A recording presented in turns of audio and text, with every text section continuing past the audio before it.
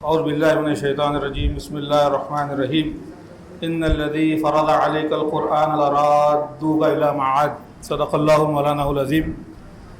محترم امیر حلقہ جناب الیاس فلاحی صاحب، ہمارے شہر کی معروف شخصیت اور جید عالم دین جناب نسیم الدین مفتاحی صاحب، اور ہمارے اس اہم صفہ کے اساتذہ کرام اور سارے علماء حضرات اور عالمات، السلام علیکم ورحمۃ اللہ وبرکاتہ۔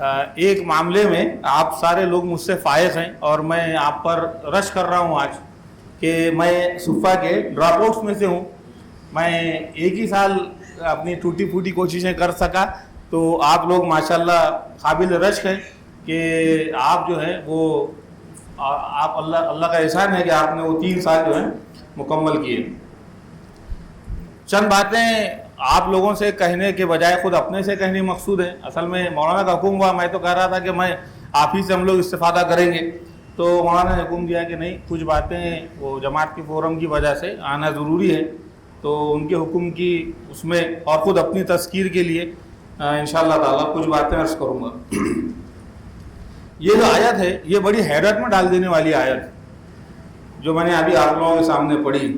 قرآن کہہ رہا ہے کہ نبی صلی اللہ علیہ وسلم یقین جانو کہ جس نے یہ قرآن تم پر فرض کیا ہے وہ تمہیں ایک بہترین انجام کو پہنچانے والا ہے۔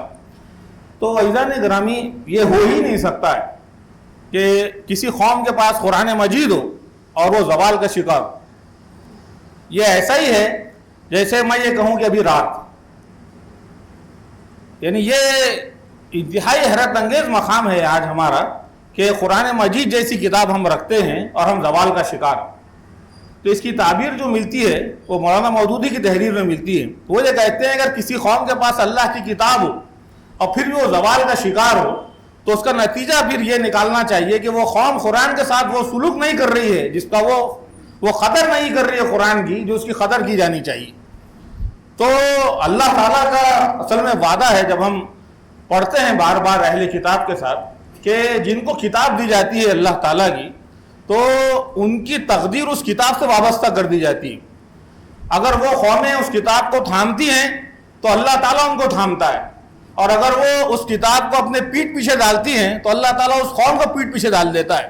پھر اس کے اندر چاہے سارے ریسورسز ہوں، چاہے اس کی مالی پوزیشن کچھ ہی ہو، لیکن وہ قوم کبھی ترقی نہیں کر سکتی۔ تو امت مسلمہ کا عروج ہو یا تامک ٹوئیاں مارتی ہوئی آج ہماری برادران وطن کی پوری قوم ہو، اس کا صرف اور صرف علاج جو ہے وہ یہ ہے کہ قرآن مجید، اگر ہم چاہتے ہیں کہ ہمارا دور عروج امت مسلمہ کا پھر سے وہ جاری و ساری ہو، تو ہم کو قرآن کی ویسے ہی قدر کرنی چاہیے جیسے قرآن کی قدر کی جانی چاہیے۔ یہی ہمارے عروج کا راستہ ہے۔ پھر عزیزان گرامی، یہ دنیا جو ہے وہ حق و باطل کی رزمگاہ ہے، یعنی اللہ تعالیٰ نے یہاں اہل باطل کو موقع دیا ہے اور اہل حق کو بھی موقع دیا ہے۔ یعنی یہ قیامت تک یہ کشمکش جو ہے، یہ معرکہ یہ چلتا رہے گا کہ جیسے فرعون کو بھی موقع دیا تھا اور موسیٰ علیہ السلام ان کے مقابلے میں کھڑے ہوئے، تو یہ موقع ہمیشہ جاری رہے گا۔ لیکن ظاہر بات ہے کہ اہل حق کو اللہ تعالیٰ کی نصرت حاصل ہوگی، لیکن اہل حق کو یہ بھی دیکھنا پڑے گا کہ آج جو باطل دندناتا پھر رہا ہے تو اہل حق کہاں ہیں۔ ہم کو اپنا یہ جائزہ لینا چاہیے کہ اس عظیم الشان معرکے میں، اس عظیم الشان کشمکش میں ہم کدھر، ہم کہاں کھڑے ہیں؟ کیا ہم اپنا رول ادا کر رہے ہیں؟ علامہ ابن تیمیہ علیہ الرحمہ نے بہت ہی عمدہ بات ارشاد فرمائی۔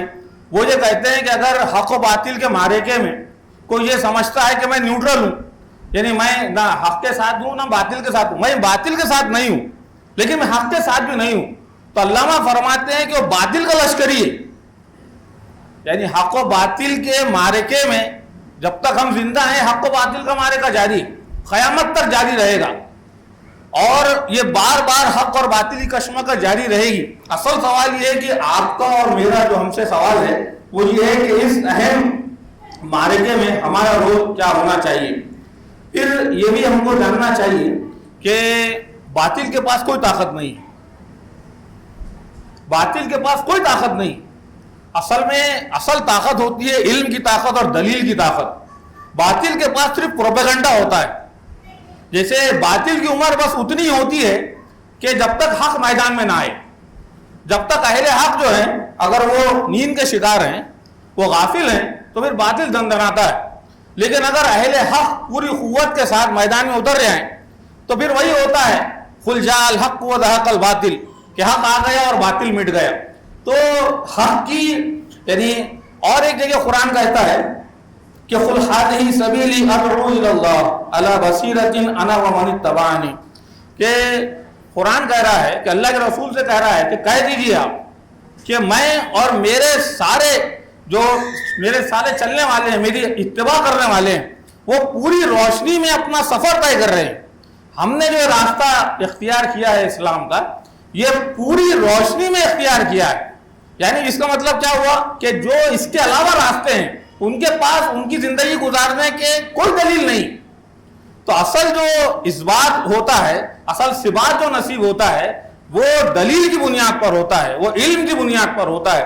تو آپ اور ہم بڑے خوش قسمت ہیں کہ قرآن کریم جیسا عظیم الشان ہم کو ملی.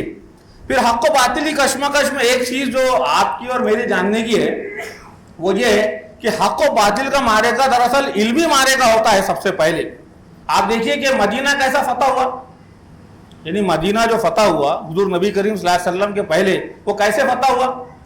وہ حضرت مصعب بن عمیر نے قرآن مجید کی چند جو ان کو اللہ کے جب آپ مولانا سے سن رہے تھے ابھی، اصل میں ہمارا جو صفہ کا مقصد ہے یا دار ارقم کا مقصد ہے وہ ایسا ہی ہے کہ آپ صلی اللہ علیہ وسلم نے 40 لوگ تیار کیے، ایسے دائی جنہوں نے دنیا کا نقشہ ہی بدل دیا.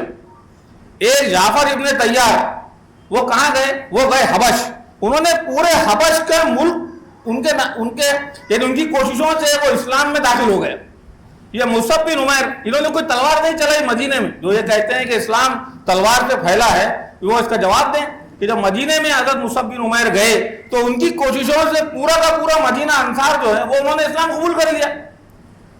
تو آپ یہ دیکھیے کہ اصل جو معرکہ ہوتا ہے وہ حق و باطل کا، اس میں اصل کردار جو ہے وہ علم کا ہے. یعنی آج کے دور میں پوری قوت اور طاقت سے ثابت کیا جائے کہ اصل راستہ اگر کامیابی مل سکتی ہے تو وہ صرف اور صرف اسلام کے راستے میں ہے. پھر ایک اور آیت جو آپ نے ابھی اس میں پڑھی ہے کہ جو اس کا ترجمہ وہ جو سورہ توبہ کی مشہور زمانہ آیت ہے، وہ اصل میں آپ کا اور ہمارا فریضہ بھی ہم کو بیان کرتی ہے کہ دراصل ہر عالم وہ قائد ہوتا ہے. عالم وہ عوام کے پیچھے چلنے والی شخصیت نہیں ہوتا ہے لوگوں کے مزاج کے مطابق.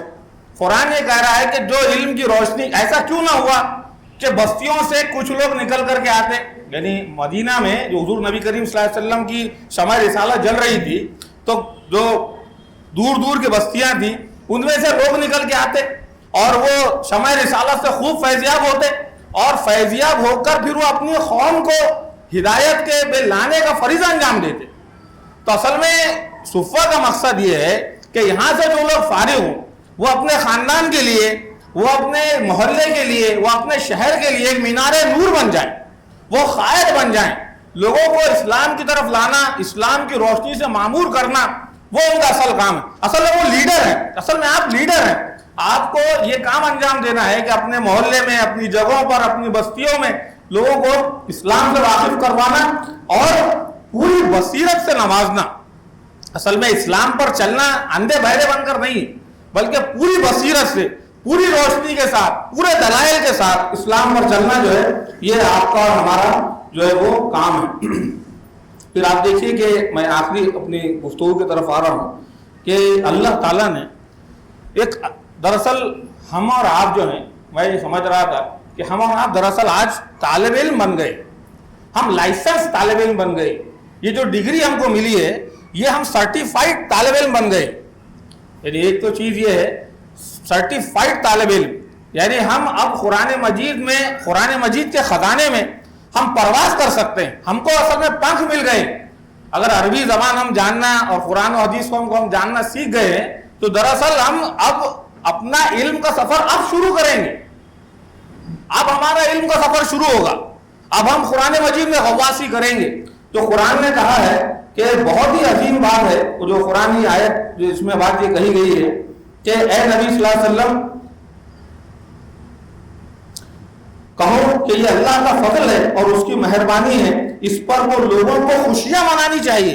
اصل میں صحیح سیلیبریشن تو آپ ہی کر رہے ہیں دنیا میں، ابھی دنیا میں اس خطے میں ہر کہیں سیلیبریشن ہو رہا ہے۔ واقعی جنہوں نے کوئی کامیابی حاصل کی ہے تو آپ نے حاصل کی ہے وہ، کیونکہ آپ کو اللہ کی کتاب کو پڑھنے کا، اس خزانے کو تلاش کرنے کا فن آ گیا ہے۔ تو قرآن یہ کہہ رہا ہے کہ سب سے بڑی نعمت، سب سے بڑا فضل، سب سے بڑی خوشی، سب سے بڑی نعمت اگر دنیا میں کسی کو کچھ مل سکتی ہے تو وہ یہی ہے کہ وہ قرآن مجید سے اس کا رشتہ استوار ہو جائے۔ تو یہ عظیم نعمت سے، اور یہ اساتذہ کہ ہم اور آپ شکر گزار ہیں کہ، اور اللہ تعالیٰ کا سب سے بڑا فضل ہے کہ عظیم فضل سے اللہ تعالیٰ نے آپ کو ہم کو معمور فرمایا ہے۔ کچھ آخری اگر آپ یہ دیکھیں کہ اس ملک کا منظر نامہ کیا ہے، ہمارے ملک کا منظر نامہ کیا ہے، تو دیکھیے کہ میں بہت آسان لفظوں میں اگر کہوں تو تاریخ اسی وقت کروٹ لے گی جب امت مسلمہ اٹھے گی۔ اصل میں ورنہ حکومتیں آتی ہیں، حکومتیں جاتی ہیں، لوگ آتے ہیں، لوگ بدلتے ہیں، تاریخ وہی رہتی ہے۔ تاریخ اس وقت بدلے گی کہ جب ہم اور آپ اٹھ جائیں اور اس ملک کو، اور جو کتاب انقلاب ہمارے پاس ہے، ہمارے رسول دعوت ہے، ہمارے رسول انقلاب دے۔ آپ دیکھیے کہ مارٹن لوتھر کنگ جو کہتا ہے کہ آئی ہیو اے ڈریم، کیا کہتا ہے وہ؟ I have a dream. لوگوں کے پاس صرف ڈریم ہے، لوگوں کے پاس کوئی تعبیر نہیں ہے۔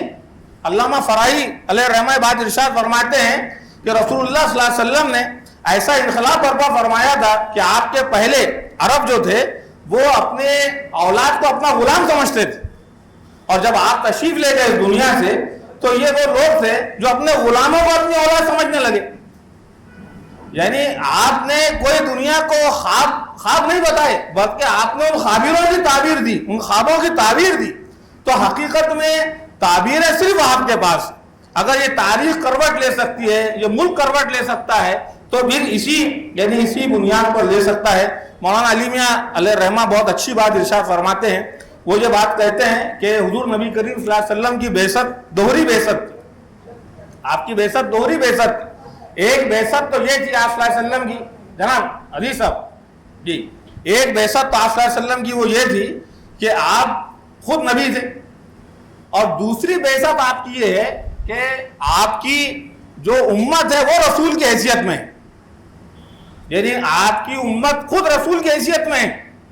تو جو پیغام ایک رسول انجام دیتا ہے کسی ملک میں، وہ آپ کی امت مسلمہ کو، آج کی امت مسلمہ کو اس ملک میں انجام دینا ہے، قرآن کی روشنی کو سارے عالم میں روشن کرنا ہے۔